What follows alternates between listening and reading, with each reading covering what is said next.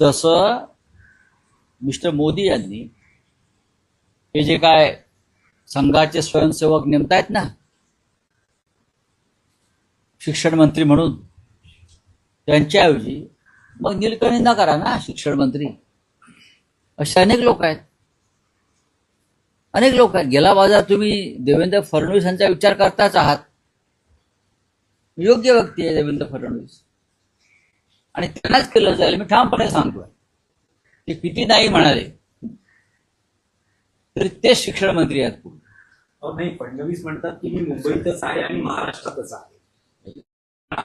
असं आहे की ते त्यांच्या हातात नाही ना कुठे राहणं.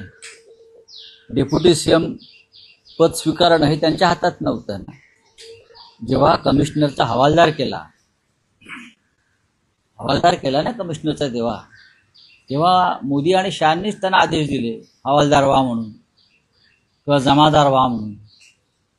त्याच्यामुळे त्यांच्या हातातच नाहीये ते. भारतीय जनता पक्षात स्वाभिमान किंवा मेरिट आहे कुठे. पण या देशाचा शिक्षण मंत्री जर मेरिटवर करायचा असेल तर मोदींच्या मनामध्ये या क्षणी देवेंद्र फडणवीस यांचंच नाव चालू आहे. आम्ही मनकवडे आहोत असं समजा.